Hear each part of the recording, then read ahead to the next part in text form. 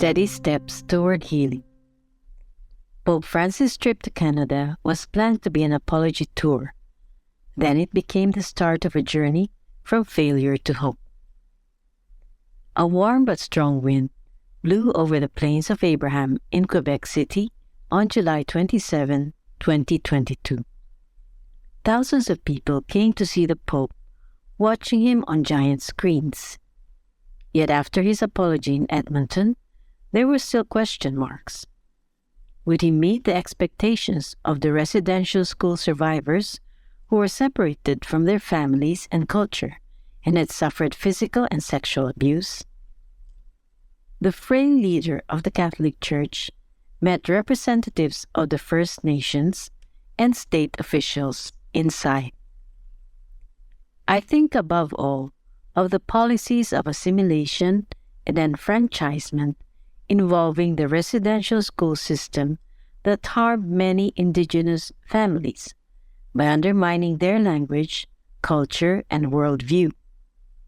Pope Francis said clearly, "I express my deep shame and sorrow, and together with the bishops of this country, I renew my request for forgiveness for the wrongdoing done by so many Christians to the Indigenous peoples." Could healing happen here? The next day, at the National Shrine of Saint Anne de Beaupré, he emphasized the journey from failure to hope.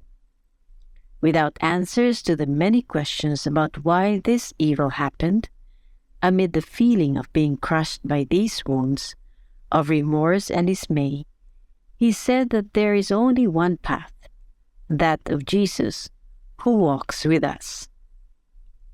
In that beautiful church on the shore of the St. Lawrence River, a pilgrimage site visited by 500,000 people every year, and a place of many miracles curing the sick and disabled, could an internal healing happen here too? The spacious basilica that can accommodate more than 1,500 was filled with representatives of the First Nations of the eastern part of Canada. Hope, excitement, skepticism, and delusion were all present at the same time. Many wore orange t-shirts or scarves with the words, "Every child matters," in different languages. "I want to forgive, but I don't know if I can," said one woman who suffered continuous physical abuse in a residential school run by nuns. "But coming here means that I'm trying." Was it enough? While there were many residential school survivors who wanted a more explicit apology in the name of the Church, Pope Francis didn't spell it out quite that way, the way they wanted. Forgiveness and healing is truly a journey. Only God could move the hearts of those present who have been carrying hurt and anger for decades in their heart. MS was taken away from his family at the age of 5 and brought to a school run by the Catholic Church, where he was kicked in the back with such force that for weeks he could only walk holding on to the wall. He never shared this with anyone, and only later, a medical doctor discovered that his spine was severely damaged.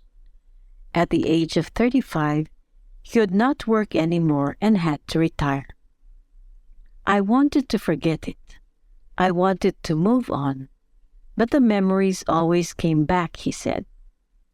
He left the church, but came back for Pope Francis to the shrine of Saint Anne, and he participated and prayed. "It felt right," he said. Anger dissipates.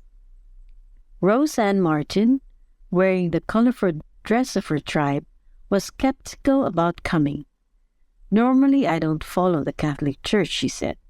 She's a residential school survivor and Indian Bay school survivor. "My family has been going through a lot of intergenerational trauma," she added. Her chief suggested that she would be a good candidate to come to represent her community. It wasn't easy. I was very, very angry at first. I didn't want to be part of this. To me, it's a circus. And I had to do a lot of reflection and thinking how I could turn this experience into a positive one rather than a negative. Martin was supposed to present the Pope a gift on Wednesday night on the Plains of Abraham, but left the gift at home because she thought she needed to respect the emotions of the survivors who were still hurting. However, that Thursday, she could take one step toward healing. As I look around this basilica, it is very beautiful, very calming. The anger that I carried had finally dissipated, and I want some healing to begin. And I want the Pope to be able to look at me in the eyes and tell me that it's going to be okay from now on. I want my family and I want my community to heal. We have carried this anger for so long. While Pope Francis took his seat in the shrine, visibly in a lot of pain, many survivors, also advanced in age, and in wheelchairs and with walkers, could relate to him. Like the Pope, they carry on, leading their communities to a better future.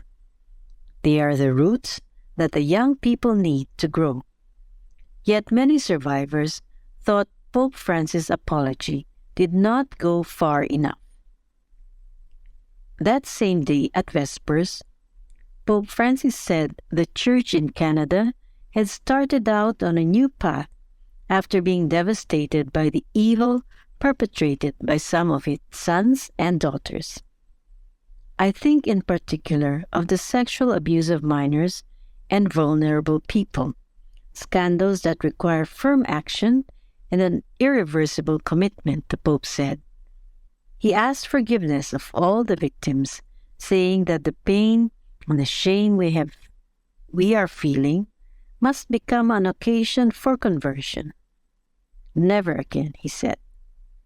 On the second to the last day of his 6-day visit to Canada, he specifically addressed the issue of sexual abuse at the schools, where more than 150,000 Indigenous children were separated from their families from 1870 through 1996. On the plane flying back to Rome, he said he had not used the words cultural genocide for the system of residential schools only because the technical term had not come to mind. But he added, it is true, it was genocide. Steps on a long road to reconciliation.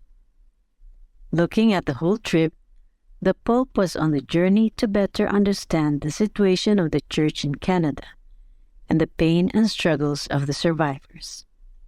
His journey led him to recognize more fully the dimension of damage done in collaboration with the Canadian government and the mentality that was the driving force of colonialism and forced evangelization.